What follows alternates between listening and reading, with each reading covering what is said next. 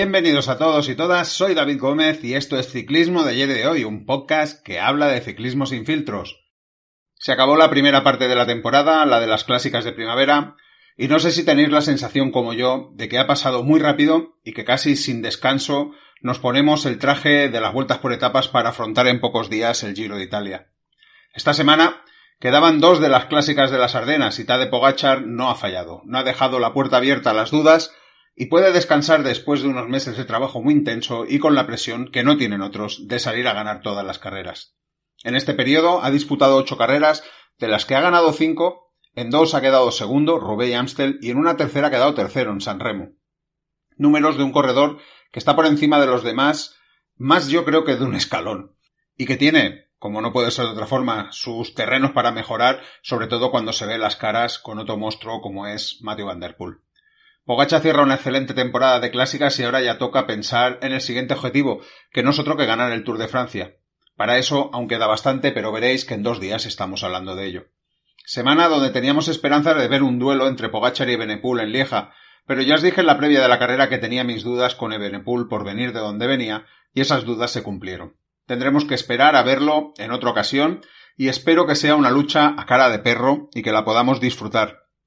Pues la sensación es que la Lieja, con corredores como Evenepoel o Pogačar sin rivales, se hace un poco previsible y aburrida, como fue, en cierto modo, esta edición. Aunque pudimos ver a 2 peleones como Ciccone y Gili dando un poco de espectáculo por detrás. Semana en la que hemos visto ganar a Marc Soler en la Vuelta a Asturias, ya hacía años de su triunfo de la París-Niza, y me alegro un montón por el corredor que haya podido dar, aprovechar la oportunidad que le han dado. Parece que UAE lleva 2 años dando ese espacio a corredores que luego se dejarán la piel por Pogačar. El año pasado ganó aquí Isaac del Toro y este año lo ha hecho Marc Soler. Y entre unas victorias y otras, UAE ha llegado a las 35 victorias cuando el año pasado a estas alturas tenía 28 y cuando el Team Columbia tenía 17 en el momento de su récord. Creo que las 35 victorias podrían caer, este año sí, aunque ya sabemos que esto también es una cosa de rachas, pero con el trabajo y la planificación que tiene UAE, la cosa no creo que tenga que ver con rachas. Os hablaré de todo ello, pero antes de todo, como siempre, la actualidad, y estos son algunos de los temas que trataré. OneCycling sigue avanzando, pero ahora se espera para 2027. Arkea sigue sin tener asegurado su futuro. Thies Benoit tentado por Decathlon a G2R. Malker Beloki tiene mononucleosis. También algunas noticias breves, el repaso de las demás carreras que se han disputado durante la semana, cerrando con la previa de las carreras de la semana. Y no quiero cerrar esta editorial sin volveros a dar las gracias por estar al otro lado y por hacer posible que la maquinaria de ciclismo de ayer y de hoy siga con buen ritmo y haya alcanzado los 500 episodios con la previa de Lieja. Este es el episodio 501 que cargamos, por tanto 501 gracias por hacerlo posible. Y sí, estoy grabando sin luz porque queda un resquicio de batería en el móvil y en el ordenador, y voy a ver si será posible que puedas disfrutar de este podcast en la madrugada de hoy. Lo hago por vosotros para que os llegue también la información. Ahora sí, todo preparado, comenzamos.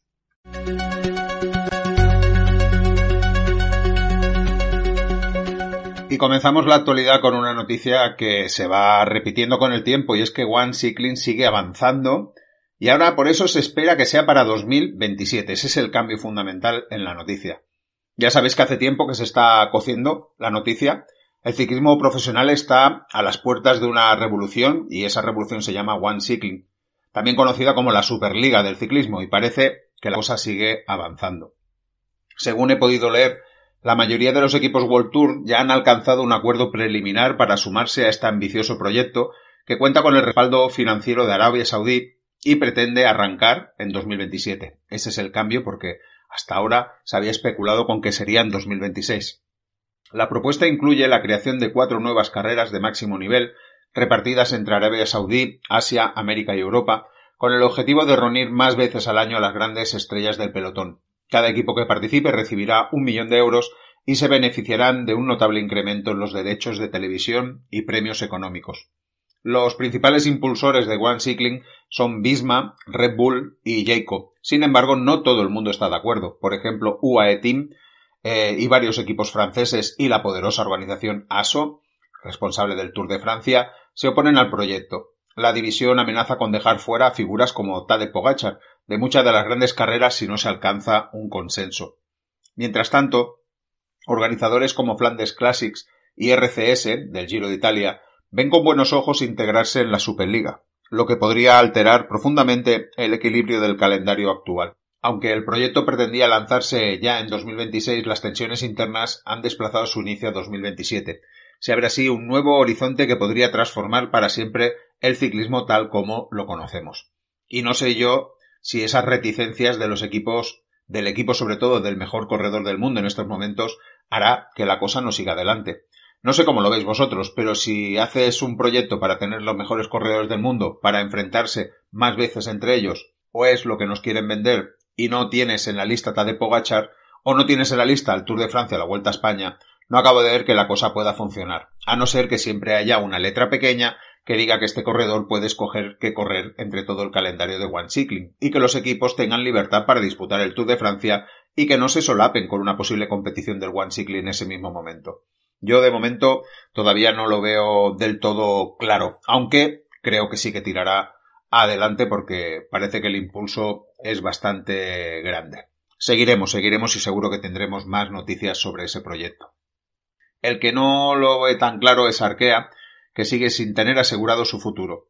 Esta semana ha habido una actualización sobre el futuro de Arkea y se puede decir que la cosa sigue igual o peor.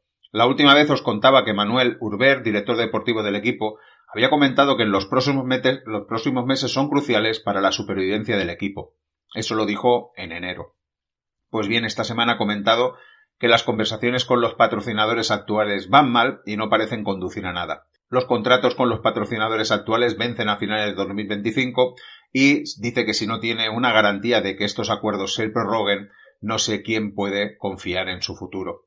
Y siguió comentando: tenemos que encontrar 25 millones de euros en alguna parte, y si no encuentro ese socio, se acabó. Vamos camino de la ruina, dijo. Siento tristeza, injusticia y frustración. Llevo 20 años como director de equipo, conozco el ciclismo como la palma de mi mano y he construido este equipo con sangre, sudor y lágrimas.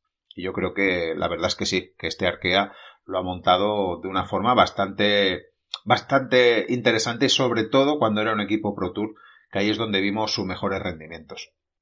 Urbe también es realista y por eso le ha dicho a los corredores todo lo que tienen que saber y les ha dado libertad ya para negociar con otros equipos. Por tanto, tienen carta blanca para buscarse equipo para el año que viene. Y no creo que corredores como Kevin Baquelin o Jensen Biermann puedan tener problemas para encontrar nuevo equipo. Son fichajes golosos, sin olvidar a Cristian Rodríguez, a Raúl García Pierna, a Luca Mozzato, a Clement Venturini y supongo que Arnaud Démare también puede encontrar equipo con bastante facilidad, por apuntar algunos de los corredores más importantes del equipo en los últimos meses. Vamos a ver cómo acaba la cosa, pero no pinta nada bien. Thies Benoit, tentado por Decathlon a G2R. Thies Benoit está muy cerca de cambiar de colores. Todo apunta a que firmará un contrato de 3 años con Decathlon a G2R para el periodo 2026-2028. Varias fuentes confirman que el belga, actualmente en Visma, ha elegido la oferta del equipo francés, que apuesta fuerte por él, tanto a nivel económico como deportivo. A sus 31 años, Benoit atraviesa un gran momento, como está demostrando esta primavera con regularidad en las clásicas, tercero en A Través de Flandes, sexto en el Tour de Flandes, octavo en la Amstel Gold Race. Aunque Visma quiere retenerlo y también había interés por parte de Ineos para su fichaje, Decathlon a G2R ha presentado una propuesta mucho más atractiva. Benoit, ganador de la Strade Bianche y Bruselas-Kurne en el pasado, no solo ha brillado a título individual, sino que ha sido pieza clave en el éxito de su equipo, ayudando a Jonas Vingegaard en sus 2 últimas victorias del Tour de Francia. Su salida será una pérdida importante para Visma, que no obstante parece estar orientándose hacia un proyecto más enfocado a la juventud. Para Decathlon a G2R, la incorporación de Benoit es estratégica. Como una fuerte inversión detrás de él, el equipo francés busca reforzar su competitividad en clásicas flamencas y espera con él dar un salto de calidad en el norte de Europa. Y a mí me parece que para Benoit también puede ser interesante si además hay un apoyo económico, es decir, que vaya a ganar incluso más que corriendo en Visma. Me parece que la libertad que puede tener el AG2R y viendo cómo ha trabajado AG2R en las clásicas, me parece que puede ser interesante y podemos ver una versión más agresiva del propio corredor. Veremos a ver si se acaba de confirmar. Y una mala noticia que nos llegó hace unos días. Markel Beloki tiene mononucleosis. Revés inesperado para una de las grandes promesas del ciclismo español, Markel Beloki, joven talento de 19 años del EF Education e hijo del legendario Joseba Beloki, ha anunciado que sufre mononucleosis. El ciclista, que dio el salto al World Tour en 2024, mostraba un perfil muy prometedor como vueltómano, destacando tanto en la montaña como en contrarreloj. Confirmó a través de sus redes sociales que tras el abandono en la Itzulia y persistir un estado de fatiga inusual, se sometió a diversas pruebas médicas que detectaron la enfermedad. En un mensaje sincero en su cuenta de X, Beloki expresó su tristeza por no acompañar a su equipo en las próximas citas, aunque dejó claro que su prioridad ahora es recuperar la salud y volver más fuerte. Este contratiempo le aparta de sus planes inmediatos, que eran, por ejemplo, correr el Tour de Romandía, y enfrenta un periodo de recuperación que puede extenderse desde unas pocas semanas hasta varios meses. Vamos a ver. La mononucleosis, conocida como la enfermedad del beso, ya afectó en el pasado a grandes nombres del pelotón, como Mark Cavendish, a Bernat Hinault o a Esteban Chávez, marcando, pues eso, un periodo complicado para esos deportistas en el momento de tenerla. Ahora Markel Beloki tendrá que armarse de paciencia para superar este bache y retomar su prometedora trayectoria. Le deseo una pronta recuperación y que pueda seguir creciendo como corredor, pues el ciclismo español necesita corredores como lo es Markel. En formato más breve, Benoît Connefra es uno de los corredores que aún no ha debutado esta temporada, por una operación de rodilla que se hizo. Pues bien, parece ser que debutará en el Tour de Romandía, del 29 de abril al 5 de mayo. Se me pasó comentar que en Natal Test Fashion de Movistar se rompió el omoplato derecho por 2 sitios en una de las múltiples caídas que hubo en la Amstel, por tanto mala suerte para el corredor eritreo. Evan Costiu, el joven corredor de Arkea, se cayó la semana pasada en la clásica Grand Besançon-Dubos y se rompió un hueso del carpo. Salvatore Puccio de Irineo se fracturó una muñeca en una caída en la segunda etapa del Tour del Sals. La verdad es que el parte médico está siendo durillo. Y según Daniel Benson, Benjamín Noval está a punto de fichar por Ineos. UAE está fuera de la carrera, según indicó Benson, y Red Bull parece no decidirse. Veremos a ver cómo acaba el fichaje también de este prometedor corredor español. Y Matías Agostinaccio, campeón del mundo junior de ciclocross, firmará un contrato de varios años por EF Education a partir del 2026.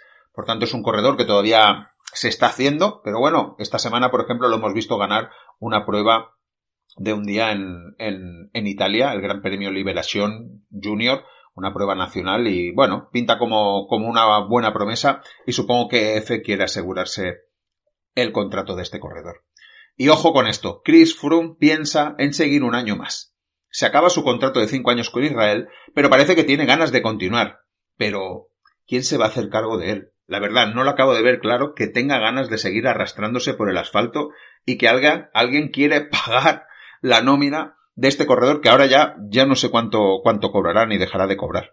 La verdad no lo acabo de ver claro que tenga ganas de seguir arrastrándose por el asfalto, por ejemplo, en la última carrera que ha disputado en el Tour del Sals y ha acabado el tercero por la cola a más de una hora del ganador. No sé, yo creo que es no saber finalizar una carrera dignamente y me da que no le hace mucho bien seguir así. Pero bueno, él sabrá, está en todo su derecho de continuar corriendo todos los años que le venga en gana.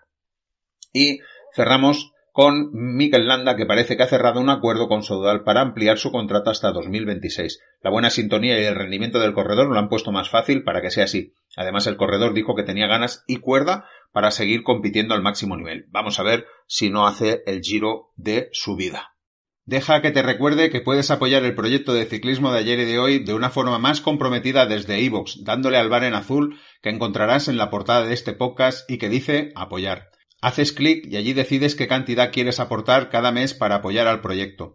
Creo que es una de las mejores formas de agradecer e incentivar todas las horas de dedicación que es tras este podcast y la gran cantidad de contenido que se ofrece. Pero además tendrás acceso a los episodios exclusivos para fans, tanto nuevos como los históricos, y si lo deseas, una suscripción gratuita a mi newsletter en Subtrack, en la que también encontraréis contenido extra directo a tu correo electrónico. Para ello solo tienes que ponerte en contacto conmigo por correo ciclismoayeroy@gmail.com o por privado en Telegram, ya sabes, @ciclismoayeroy.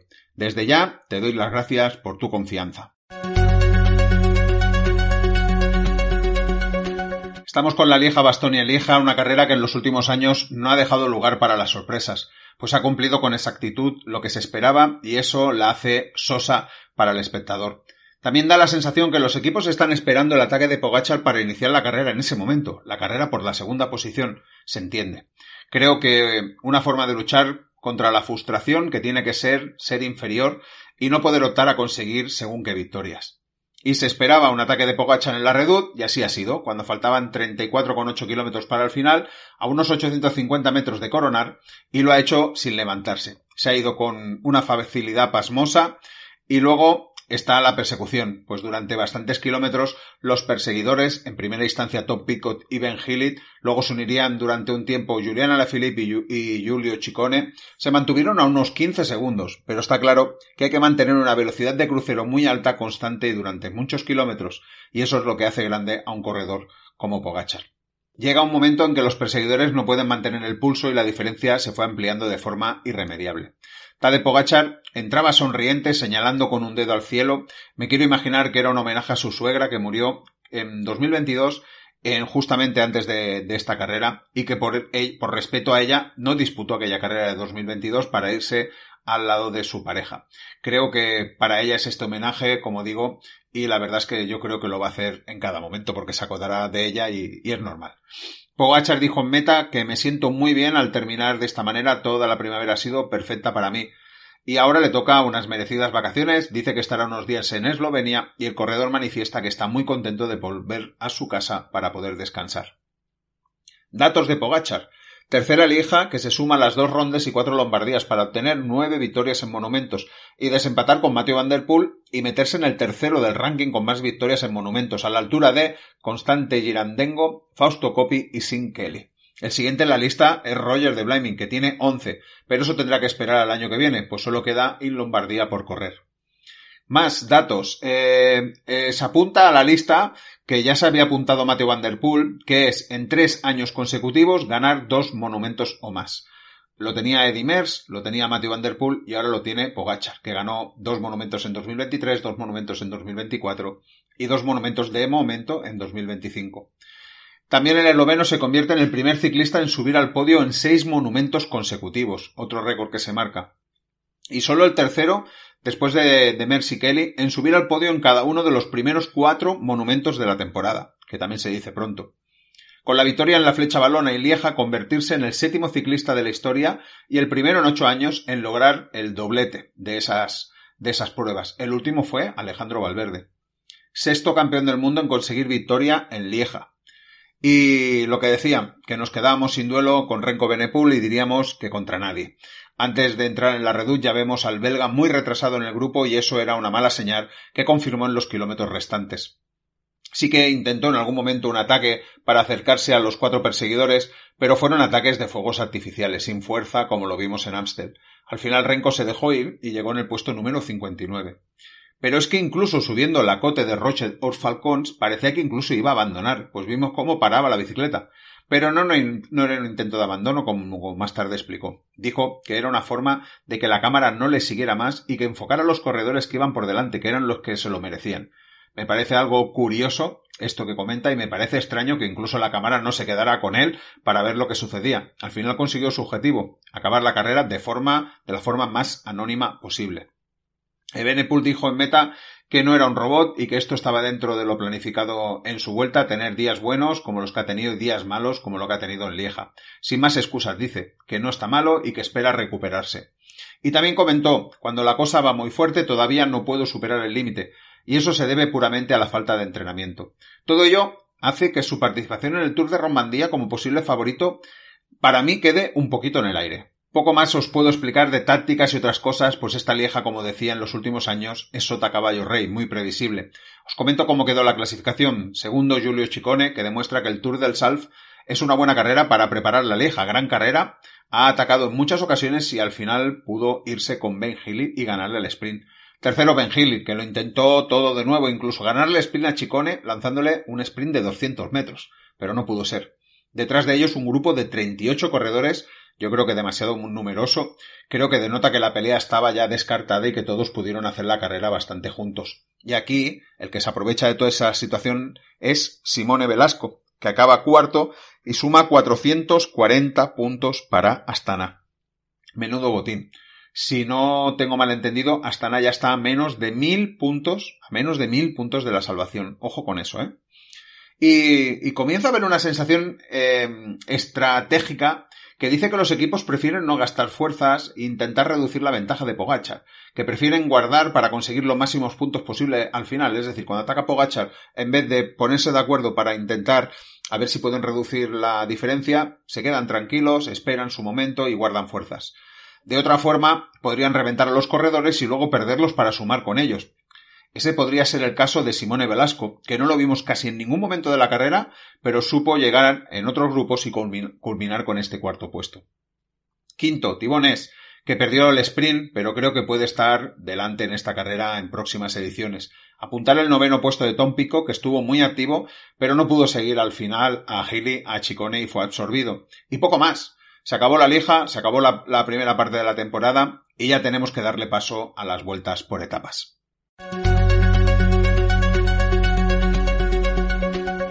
Estamos con las otras carreras y el miércoles se disputó la Flecha Valona. Habíamos hablado mucho sobre la participación o no de Tadej Pogačar en esta carrera por aquello de la derrota que sufrió en Amstel y para guardar fuerzas para lo que sería después la Liège, aunque Gianetti le aconsejó que no lo hiciera, eso también lo comentamos. Estaba seguro, yo creo que iba a ganar, y estaba seguro que lo iba a hacer como nadie lo hace, atacando a falta de 500 metros para coronar el muro de Huy, sentado, superando el suelo mojado para que la rueda no le patinara, dejando con cara de asombro a los demás corredores y no dejando lugar a dudas de quién era el más fuerte aquel día. Y así fue, levantó los brazos, con la cara sucia por la lluvia, pero con la alegría contenida en su rostro.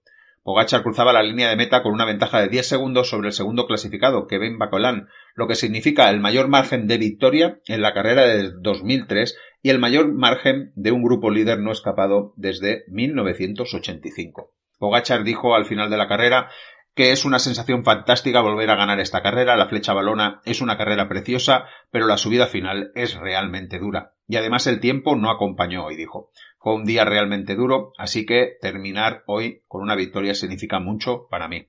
Frío y lluvia, otra vez en la Flecha Valona. La verdad es que llevan 2 años seguidos bastante duros. No podemos dejar de alabar el gran trabajo de Jan Christen, tanto en la cota antes del muro, poniendo ritmo para que nadie se escapara, como en el muro donde hizo una remontada genial para darle todo justo antes del ataque de Pogačar. Entre él y Brandon McNulty le hicieron ese primer tramo del muro de Huy. Y Mauro Gianetti, que había aconsejado a Pogačar no disputar la carrera, dijo al final de esta: ya teníamos claro que Pogačar estaba físicamente bien, pero quería demostrar quién es ganando el muro de Huy, como retractándose un poco de sus palabras. Y eso me recuerda a alguna de las historias de Eddy Merckx, que cuando alguna vez perdía tenía la necesidad de volver a ganar cuanto antes mejor para seguir demostrando quién era el mejor. Creo que por ahí también van los tiros. Apuntar que como el año pasado, ya lo he dicho, día de perros, frío y con mucha lluvia, y Matías Esquelmos, que soñará con esta prueba, pues lleva 2 años sin poder acabarla, aunque por suerte no se hizo nada en la caída, aunque es una lástima porque venía con muy buenas expectativas para poder hacer de verdad algo grande en esta carrera por fin. Ya os he comentado que Bacolán acabó segundo, repitiendo su actuación del año pasado, pero ojo, con una Star List de mayor calidad en este momento. Pidcock acabó tercero, bien, tampoco está nada mal, pero no pudo hacer mucho más. Lenny Martínez cuarto, demostrando que sigue teniendo buenas piernas. Ben Healy quinto, la verdad es que yo no esperaba que pudiera quedar quinto, pero es que fue el primero, se podría decir, en atacar, fue el que dio el pistoletazo de salida al ataque de Pogačar, porque es un cambio de ritmo de Ben Healy al que Pogačar contesta, y es entonces cuando se va a Pogačar. La verdad es que muy bien este quinto puesto de Ben Healy, y las expectativas sobre Thibau Nys acabaron en un 8º puesto. Tendrá que mejorar un poco más para poder ganar su carrera favorita, pero de momento creo que es un buen inicio. Y Renko Evenepoel acabó 9º y dijo que cometió un error al quitarse el chubasquero demasiado pronto y coger frío, con lo que no se sintió del todo bien en la subida final. Nos vamos al Tour des Alpes, una carrera 2.pro, menuda carrera bonita la que hemos visto, con 5 etapas que han sido muy interesantes y con muchas alternativas en la general, además con ataques de lejos para darle el vuelco hasta 3 veces a la general. El recorrido se prestaba a ello, pero es que los corredores lo han dado todo. Además, con algunos días de lluvia y frío, y eso es de agradecer en los tiempos que corre. ¿Y cómo se llegó a esa resolución final? Pues vamos a repasar un poquito. En la primera etapa poco pudimos ver de la etapa, pues fueron continuos los cortes de la emisión. Como os conté en la previa, solo una de las etapas se podía considerar que acababa en subida y era esta. Todos los favoritos llegaron a 2 kilómetros del final con opciones de vencer, pero el más rápido fue Giulio Ciccone, que se hacía con la victoria y el liderato, y lo hacía por delante de Félix Gall y el joven Paul Seixas, que sigue sumando buenos puestos a sus 18 años. Romain Bardet, cuarto, estuvo también muy bien aquel día. Aquí tenemos que apuntar que corredores que yo pensaba que estaban para poder ganar la carrera perdieron algo de tiempo. Por ejemplo, Tim Aresman, que se dejó 9 segundos, que no era mucho. Antonio Tiberi se dejó 14 segundos. Y el más preocupante aquel día era Derek Gibb, al que yo tenía mucha confianza. Bueno, mucha confianza no, le puse 5 estrellas como posible ganador de la carrera. Se dejó 35 segundos. Había terreno para recuperar, pero era una primera señal que luego, como veremos, se disiparía. Por cierto, Ciccone al entrar en meta hizo su típico gesto de alegría y es tirar las gafas al público, lo que le costó una multa de 250 francos suizos y 15 puntos UCI, que aceptaron el equipo Yale y dijo que lo seguiría haciendo. Segunda etapa. Había un puerto a pocos kilómetros de la llegada y lo aprovechó Michael Storer para irse en solitario con un ataque a 700 metros de coronar ese puerto, con una perfecta bajada. Victoria y liderato para Storer, que ahora sí podemos decir que está totalmente reconocible del Storer que nos hizo vibrar tanto en la Vuelta a España de 2021 y que había estado un tanto desaparecido en los últimos años. De nuevo Paul Seixas, buena etapa, acabando segundo, aunque con un cierto descontrol en la subida final con su compañero de equipo Félix Gall, que parecían que cada uno hicieran la guerra por su cuenta. No sé, hubo ahí un poco de desconcierto. Hay que apuntar que en esta etapa Antonio Tiberi tuvo que abandonar por problemas intestinales y así, pues la verdad es que se frustró su carrera de preparación para el Giro de Italia. Tercera etapa, Marco Frigo se llevó la etapa tras una escapada de largo recorrido, primera victoria profesional y los capos de la general se podía decir que se tomaron el día libre. Cuarta etapa, menudo vuelco le dio a la general Tim Aresman con un ataque a 80 kilómetros del final y con un desarrollo de etapa que recordaba al ciclismo total con diferencias muy grandes. Además, fue un día de mucho frío que hizo que muchos corredores no tuvieran las mejores sensaciones. Al final, Aresman pudo ganar la etapa y ponerse líder, aunque Storer se defendió bien, atacando también desde lejos del grupo de atrás para defender su posición, pero calculó mal ya que el tiempo a recuperar era mucho y no le dio tiempo, aun teniendo las piernas, porque ya veríamos que en la quinta etapa tenía esas piernas para hacerlo. Y gran etapa del desaparecido Derek Gibb, que de nuevo se metía en el podio de la carrera con su ataque y persecución de Aresman. Apuntar que era la primera victoria de Aresman con Ineos, 3 victorias profesionales, la última en la Vuelta a España de 2022. Ya ha caído agua, desde entonces. Y quinta etapa. Cuando parecía que Ineos lo tenía todo controlado para que Aresman se hiciera con la victoria, encerrona de Tudor. Gran etapa de todo el equipo, filtrando un corredor en la escapada del día y luego con el equipo a bloque en los últimos puertos. Michael Storer no esperó la última subida antes de meta y puso al equipo a romper la carrera, tanto que se quedaron 3 compañeros del equipo de Storer y él y Aresman apretando los dientes por no quedarse. La verdad es que la imagen fue espectacular, cómo rompieron esa carrera. Pero a unos 34 kilómetros para el final, a ataque de Storer, ya había gastado todos sus compañeros de equipo, se iba a quedar solo y atacó, y Aresman no pudo seguirle. Están durante muchos kilómetros en persecución con un Aresman que no se rindió, pero las piernas de Storer fueron mejores y pudo darle el vuelco a la general y hacerse con la carrera. En la lucha por etapón de AG2R con Paul Seixas de nuevo atacando en la última subida y con la sorpresa de ver que su compañero de equipo Nicolas Prudhomme llegaba por detrás con una facilidad inusual y que casi se ponía a tirar de él y lo iba a dejar de rueda. Llegaron juntos a meta y Seixas le cedió la victoria a Prudhomme y así conseguía el sueño de todo ciclista profesional, que es levantar los brazos alguna vez. Gran gesto del joven corredor francés que está consolidándose a la base de gran corredor que puede ser en el futuro y además cediendo esa victoria, ¿no? Porque su compañero tiene 28 años, el 18 y seguramente no tendrá muchas más oportunidades Prudhomme de llevarse una etapa y Seixas yo creo que va a tener muchísimas con lo que pinta de buen corredor, como digo.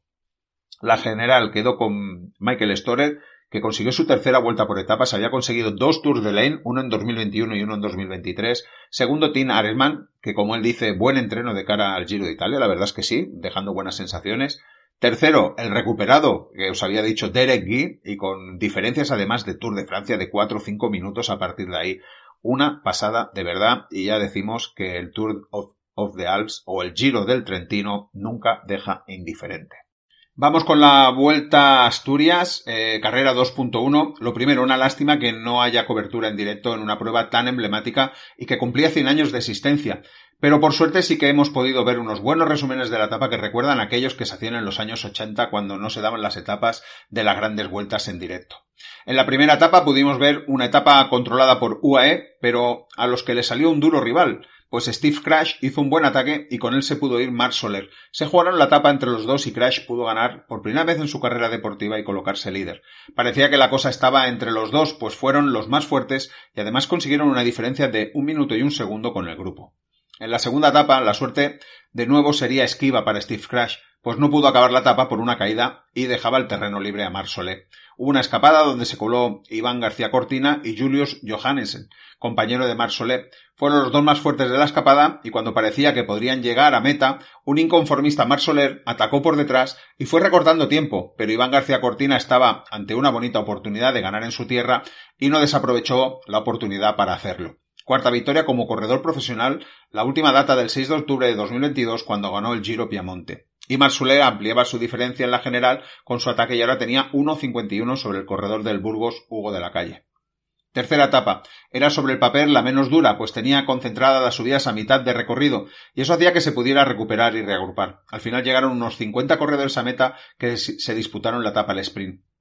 No es que en la nómina de sprinters fuera muy buena, quizás destacaba Fernando Gaviria, que ya se había quedado en la parte central de la etapa, o Jason Tesson, que tenía una bonita oportunidad de llevarse la etapa, pero solo pudo acabar cuarto, pues Alessandro Covi del UAE fue el más rápido y conseguía su segunda victoria este año después de la sequía que había tenido. Y es que el ciclismo es uno de esos deportes más ligados a las rachas y a los mejores momentos. Cuarta etapa. Todavía podían pasar cosas, pero Marc Soler no dio la oportunidad de que fuera así. Se formó una gran escapada y el propio corredor se filtró en ella para luego rematar con un ataque y llevarse la etapa y por supuesto la general. Primeras 2 victorias del año para Marc Soler. El año pasado solo consiguió una, pero de mucha calidad, pues fue la que se llegó a Lagos de Covadonga en la Vuelta a España. Y su segunda vuelta por etapas, pues recordaréis que se dio a conocer en el mundillo ciclista con la París-Niza de 2018 que ganó. 9 victorias lleva como corredor profesional. Y dejadme cerrar comentando que al Álvaro José Jodek ha vuelto a ganar 4 años después. Ya os comenté que había tenido acomodo en el Team Medellín, pero la victoria fue en los Juegos Panamericanos. Así que una buena noticia para cerrar este repaso de las carreras de la semana.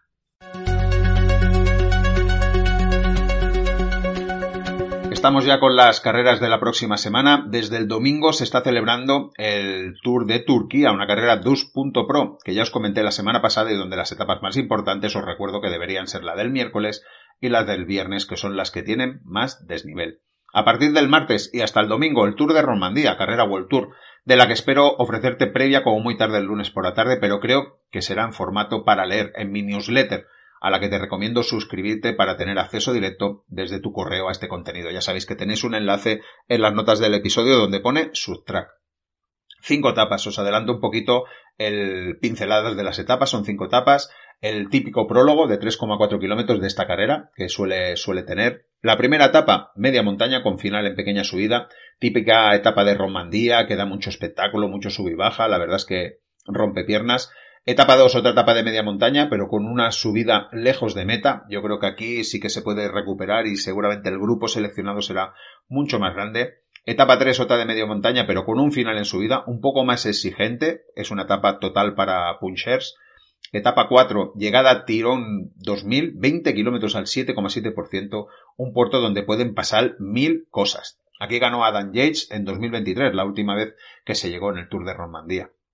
Y la etapa 5, como suele ser habitual, una crono de 17,1 kilómetros para cerrar la carrera.